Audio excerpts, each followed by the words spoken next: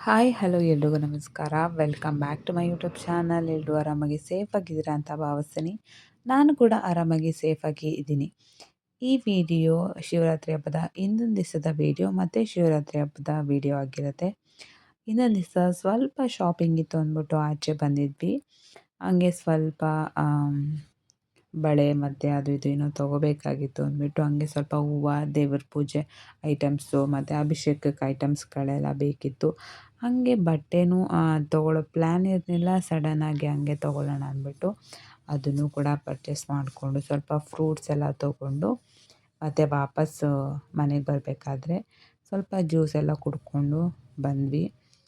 ಕಬ್ಬಿನ ಜ್ಯೂಸ್ ನನಗೆ ತುಂಬಾ ಇಷ್ಟ ಆಗುತ್ತೆ. ನಿಮಗೂ ಇಷ್ಟ ಆಗುತ್ತಾ? ಕಾಮೆಂಟ್ ಮಾಡಿ. ಮತ್ತು ಎಲ್ಲ ದೇವಸ್ಥಾನದಲ್ಲೂ ಡೆಕೋರೇಷನ್ ತುಂಬ ಅಂದರೆ ತುಂಬಾ ಚೆನ್ನಾಗಿರುತ್ತೆ ಶಿವರಾತ್ರಿ ಹಬ್ಬದ ದಿವಸ. ಅದರಲ್ಲೂ ಶಿವನ ದೇವಸ್ಥಾನದಲ್ಲಂತೂ ತುಂಬಾ ಚೆನ್ನಾಗಿರುತ್ತೆ.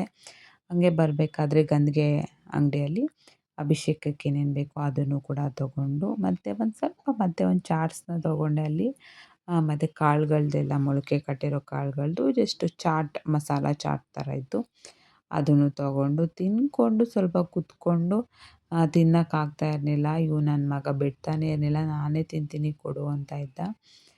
ಮತ್ತು ಆನ್ ದ ವೇ ಬರಬೇಕಾದ್ರೆ ಈ ದೇವಸ್ಥಾನನ ಎಷ್ಟು ಜನ ನೋಡಿದ್ದೀರಾ ಕಾಮೆಂಟ್ ಮಾಡಿ. ಇದು ಎಲ್ಲಿದೆ ಅಂತ ಅಂದ್ಬಿಟ್ಟು ಕಾಮೆಂಟ್ ಮಾಡಿ. ಹಾಗೆ ಸ್ವಲ್ಪ ತರಕಾರಿ ಕೂಡ ಬೇಕಾಗಿತ್ತು. ತೊಗೊಂಡು ಮತ್ತೆ ಮನೆಗೆ ಬಂದು ಆಮೇಲೆ ಮತ್ತೆ ಮಲ್ಕೊಂಬಿಟ್ವಿ. ಅಡುಗೆ ಎಲ್ಲ ಮಾಡಿಬಿಟ್ಟು ತಿಂದ್ಬಿಟ್ಟು. ಮತ್ತು ಇದು ನೆಕ್ಸ್ಟ್ ಡೇ ಮಾರ್ನಿಂಗು ಬೆಳಗ್ಗೆ ಎದ್ದು ಎಲ್ಲ ದೇವ್ರ ಮನೆಯೆಲ್ಲ ಕ್ಲೀನ್ ಮಾಡಿ, ಸ್ನಾನ ಮಾಡಿ, ಕ್ಲೀನ್ ಮಾಡಿ ಪೂಜೆನ ಮಾಡ್ತಾಯಿದ್ವಿ. ಲೇಟ್ ಏನಾಗಿರಲಿಲ್ಲ. ಒಂದು 9 ಗಂಟೆ 9:30 ಆಗಿತ್ತು. ಇನ್ನೊಂದು ದಿವಸ ಸ್ವಲ್ಪ ದೇವ್ರ ಸಾಮಾನೆಲ್ಲ ಕ್ಲೀನ್ ಮಾಡೋದೆಲ್ಲ ಆಗಲಿಲ್ಲ. ಯಾಕಂದರೆ ಶಾಪಿಂಗ್ ಅಂತ ಹೋಗಿದ್ವಲ್ಲ. ಸೊ ಬರೋದು ಲೇಟ್ ಆಯಿತು. ಮತ್ತೆ ತಿಂದು ಮತ್ತೆ ಮಲಗೋದು ಆಯಿತು. ಮತ್ತಿನ್ನೇನು ಮತ್ತೆ ಬೆಳಗ್ಗೆ ಎದ್ದು ಕ್ಲೀನ್ ಮಾಡ್ಕೊಳ್ಳೋಣ ಅಂದ್ಬಿಟ್ಟು ಸುಮ್ಮನಾದೆ. ಬೆಳಗ್ಗೆ ಎದ್ದು ಎಲ್ಲ ಸ್ನಾನ ಮಾಡಿ ಎಲ್ಲ ಒಂದೊಂದು ಕೆಲಸ ಮಾಡ್ಕೊಂಬಿಟ್ರೆ ಬೇಗ ಆಗೋಗ್ಬಿಡುತ್ತೆ. ನಮ್ಮ ಮನೆಯವರೆಲ್ಲ ಒರೆಸ್ಕೊಟ್ರು, ನಮ್ಮಮ್ಮ ಗುಡಿಸಿದ್ರು. ನಾನು ದೇವ್ರ ಮನೆಯೆಲ್ಲ ಕ್ಲೀನ್ ಮಾಡಿಕೊಂಡೆ. ಆಮೇಲೆ ಪಾಪುನ ಅಮ್ಮ ಎತ್ಕೊಂಡಿದ್ರು. ಆಮೇಲೆ ಎಲ್ಲ ಸೇರಿಕೊಂಡು ಪೂಜೆನ ಮಾಡಿದ್ವಿ. ಅಮ್ಮ ಟಿಫನ್ ಮಾಡಿದ್ರು. ಸೊ ಮನೆಯಲ್ಲಿ ಎಲ್ಲ ಒಂದೊಂದು ಕೆಲಸಗಳನ್ನ ಮಾಡಿದ್ರೆ ಎಲ್ಲ ಬೇಗನೆ ಆಗೋಗ್ಬಿಡುತ್ತೆ. ಒಬ್ಬರೇ ಮಾಡೋದು ಅಂದರೆ ಸ್ವಲ್ಪ ಕಷ್ಟ ಆಗುತ್ತೆ, ಲೇಟ್ ಆಗುತ್ತೆ. ಅದರಲ್ಲೂ ಮಕ್ಕಳಿಟ್ಕೊಂಡು ಮಾಡ್ಕೊಳ್ಳೋದು ತುಂಬ ಅಂದರೆ ತುಂಬಾ ಲೇಟ್ ಅಂತಲೇ ಹೇಳ್ಬೋದು. ಅವತ್ತು ಇಡ್ಲಿ ಮತ್ತು ದೋಸೆನ ಮಾಡಿದ್ರು.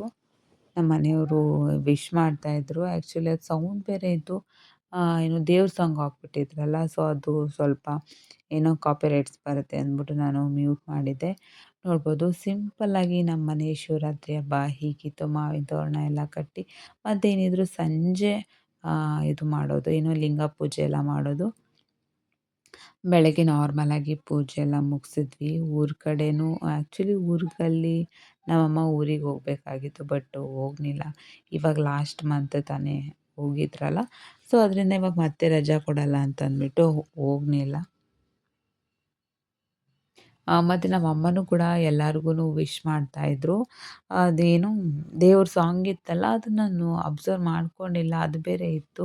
ಆಮೇಲೆ ಅದು ಸೌಂಡ್ ಬೇರೆ ಜಾಸ್ತಿ ಇತ್ತಲ್ಲ. ಸೊ ಅದರಿಂದ ಮತ್ತು ಇನ್ನೊಂದೇನಂದರೆ ನಮ್ಮ ಮನೆಯವರು ನನ್ನ ಕಾಲಿಗೆ ಬೀಳಲ್ವಾ ನೀನು ದುಡ್ಡು ಮಾತ್ರ ಇಸ್ಕೊತೀಯ, ಆಶೀರ್ವಾದ ಮಾಡ್ತೀನಿ ಬಾಯಿಲಿ ಅಂತಂದ್ಬಿಟ್ಟು ಅವರೇನೇ ಕಾಲಿಗೆ ಬೀಳು ಕಾಲಿಗೆ ಬೀಳು ಅಂದ್ಬಿಟ್ಟು. ಆ್ಯಕ್ಚುಲಿ ಇವತ್ತೇ ಫಸ್ಟ್ ಟೈಮು ಈ ಥರ ಹೇಳಿದ್ದು. ಯಾವತ್ತೂ ಕಾಲಿಗೆ ಬೀಳು ಆ ಥರ ಏನೂ ಹೇಳಲ್ಲ. ಹಾಗೆ ಇವತ್ತಿನ ನನ್ನ ಒಂದು ಡ್ರೆಸ್ ಹೇಗಿದೆ ಅಂದ್ಬಿಟ್ಟು ಕಾಮೆಂಟ್ ಮಾಡಿ. ಇದು ಆಫ್ಲೈನಲ್ಲೇ ತೊಗೊಂಡಿದ್ದು, ಆನ್ಲೈನಲ್ಲಿ ಏನು ಬೈ ಮಾಡಿಲ್ಲ ನಾನು. ಸ್ವಲ್ಪ ಕುಂಟುತ್ತೀನಿ. ಯಾಕೆ ಅಂತಂದರೆ ನನಗೆ ಸ್ವಲ್ಪ ಬ್ಯಾಕ್ ಪೇನ್ ಇದೆ. ಆಮೇಲೆ ಪೂಜೆ ಎಲ್ಲ ಮುಗಿಸಿ ರೆಡಿಯಾಗಿ ಮತ್ತೆ ಸ್ವಲ್ಪ ಹೊತ್ತು ರೆಸ್ಟ್ ಮಾಡಿ ಮತ್ತೆ ದೇವಸ್ಥಾನಕ್ಕೆ ಬಂದಿದ್ವಿ. ಇದೇ ದೇವಸ್ಥಾನಕ್ಕೆ ಪ್ರತಿ ವರ್ಷ ನಾವು ಬರ್ತೀವಿ. ಇದು ವರ್ಷಕ್ಕೆ ಒಂದ್ಸಲ ಅಷ್ಟೇ ನಾವು ಬರೋದು. ಇದು ಜಾಸ್ತಿ ಓಪನ್ ಆಗೋದಿಲ್ಲ ಮತ್ತು ಇಲ್ಲಿ ಒಳಗಡೆ ಬಿಡೋದಿಲ್ಲ. ಇದು ಮಿಲ್ಟ್ರಿ ಗ್ರೌಂಡ್ ಒಳಗಡೆ ಇರೋದು. ತುಂಬಾ ಚೆನ್ನಾಗಿದೆ. ಮತ್ತು ಅಲ್ಲೇ ಪ್ರಸಾದ ಎಲ್ಲ ಮಾಡಿದರು. ತಿಂದ್ಕೊಂಡು ತುಂಬ ಚೆನ್ನಾಗಿ ಮಾಡ್ತಾರೆ. ಮತ್ತು ತುಂಬ ಜನ ಬರ್ತಾರೆ ಇಲ್ಲಿಗೆ.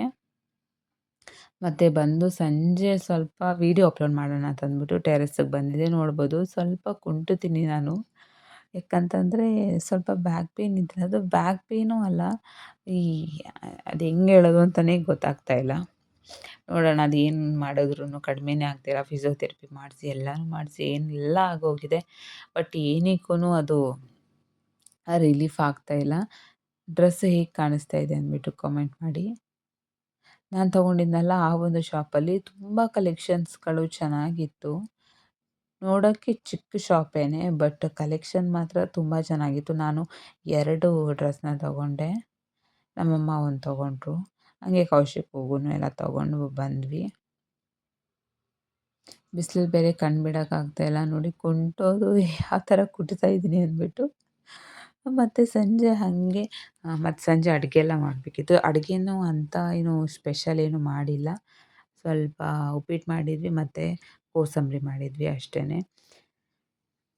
ಮತ್ತು ಹಂಗೆ ಸ್ವಲ್ಪ ಡಬ್ಬ ಎಲ್ಲ ಏನು ರೀಫಿಲ್ ಮಾಡಬೇಕಾಗಿತ್ತು. ಆದಮೇಲೆ ಎಲ್ಲನೂ ಹಾಕಿ ಸ್ವಲ್ಪ ಲೇಟ್ ಆಯಿತು ಅಂತಲೇ ಹೇಳ್ಬೋದು ಸಂಜೆ ಪೂಜೆ. ಯಾಕೆ ಲೇಟ್ ಆಯಿತು ಅಂತಂದರೆ ನಮ್ಮ ಮನೆಯವ್ರು ಬಂದಿದ್ದೇ ಲೇಟ್ ಆಯಿತು. ನಾನು ಬೇಗ ಬನ್ನಿ ಅಂತಂದರೆ ಹ್ಞೂ ಅಂದ್ಬಿಟ್ಟು ಆಮೇಲೆ ಲೇಟ್ ಆಯಿತು. ಇನ್ನೇನು ಮಾಡೋದು ಅಂದ್ಬಿಟ್ಟು ಎಲ್ಲ ಬಂದಮೇಲೆನೇ ಪೂಜೆನ ಮಾಡಿದ್ವಿ. ಒಬ್ಬೊಬ್ಬರಾಗಿ ಮಾಡೋದು ಏನು ಚೆನ್ನಾಗಿರುತ್ತೆ ಅಂತ ಅಂದ್ಬಿಟ್ಟು ಎಲ್ಲ ಬಂದಮೇಲೆನೇ ಪೂಜೆ ಮಾಡಿದ್ವಿ. ಅಷ್ಟರಲ್ಲಿ ಒಂದು ಸಣ್ಣ ಪುಟ್ಟ ಕೆಲಸಗಳು ಅದು ಇದು ಮಾಡ್ಕೊತಾ ಇದ್ವಿ. ಮತ್ತು ತಂಬಿಟ್ಟು ಬೇರೆ ಮಾಡಬೇಕಾಗಿತ್ತು. ತಂಬಿಟ್ಟು ನಾನು ಈ ರೀತಿ ಮಾಡಿದ್ದು ಫಸ್ಟ್ ಟೈಮು. ನಿಮಗೂ ಕೂಡ ನಾನು ತೋರಿಸ್ತೀನಿ ಯಾವ ಥರ ಬಂದಿದೆ ಅಂತ ಅಂದ್ಬಿಟ್ಟು. ನೀವು ಶಿವರಾತ್ರಿ ಹಬ್ಬನ ಯಾವ ರೀತಿ ಮಾಡಿದ್ರಿ? ನಿಮ್ಮ ಮನೇಲಿ ಯಾವ ರೀತಿ ಸೆಲೆಬ್ರೇಟ್ ಮಾಡ್ತಾರೆ ಅಂತ ನನಗೆ ಕಾಮೆಂಟ್ ಮಾಡಿ ಹೇಳಿ. ಮತ್ತು ನೀವು ಯಾವ ದೇವಸ್ಥಾನಕ್ಕೆ ಹೋಗಿದ್ರಿ? ಆಲ್ಮೋಸ್ಟ್ ಅಲ್ಲೆಲ್ಲ ಶಿವನ ದೇವಸ್ಥಾನಕ್ಕೆ ಹೋಗೋದು ಕಾಮನ್ ಆಗಿ. ಮತ್ತು ಎಲ್ಲ ದೇವಸ್ಥಾನದಲ್ಲೂ ಸಿಕ್ಕಾಪಟ್ಟೆ ಚೆನ್ನಾಗಿ ಅಲಂಕಾರ ಮಾಡಿರ್ತಾರೆ. ತುಂಬ ಅಂದರೆ ತುಂಬಾ ಚೆನ್ನಾಗಿರುತ್ತೆ ಶಿವರಾತ್ರಿ ಹಬ್ಬ. ಬ್ಯಾಂಗ್ಳೂರಲ್ಲಿ ತುಂಬ ಅಂದರೆ ತುಂಬ ಗ್ರ್ಯಾಂಡಾಗಿ ಸೆಲೆಬ್ರೇಟ್ ಮಾಡ್ತಾರೆ ಅಂತಲೇ ಹೇಳ್ಬೋದು.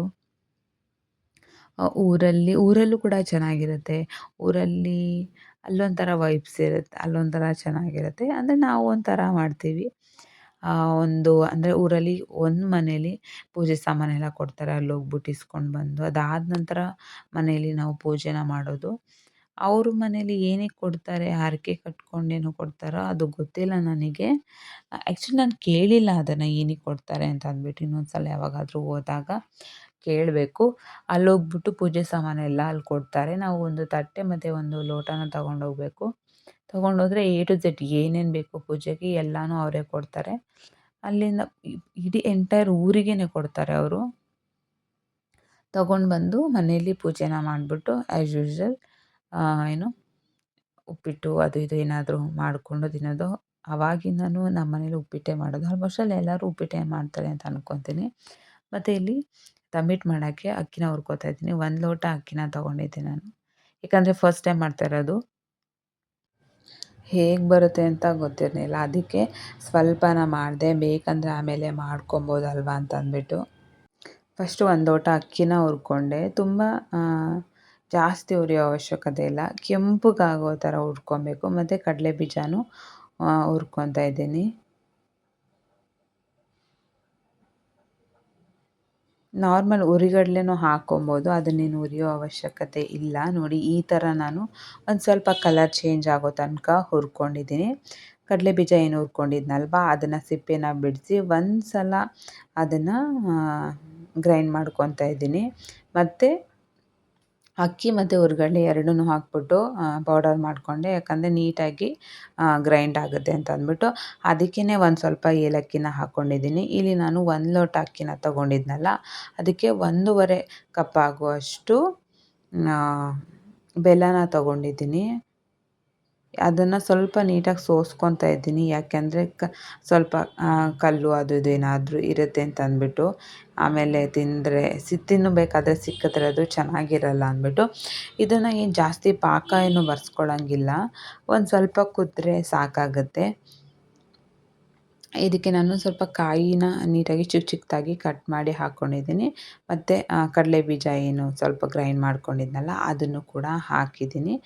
ಇದಕ್ಕೂ ಸ್ವಲ್ಪ ಕುದಿ ಬಂದಮೇಲೆ ಪೌಡರ್ ಏನಿದೆ ಅಕ್ಕಿ ಪೌಡರ್ ಮಾಡ್ಕೊಂಡಿದ್ನಲ್ಲ ತುಂಬ ನುಣ್ಣಗೆ ಮಾಡ್ಕೊಳ್ಳೋ ಅವಶ್ಯಕತೆ ಇಲ್ಲ. ರವೆಗಿಂತ ಒಂದು ಸ್ವಲ್ಪ ನುಣ್ಣಗೆ ಮಾಡ್ಕೊಬೇಕಷ್ಟೇ. ತುಂಬ ಫೈನ್ಡ್ ಪೌಡರ್ ಥರ ಮಾಡ್ಕೊಳ್ಳೋ ಅವಶ್ಯಕತೆ ಇಲ್ಲ.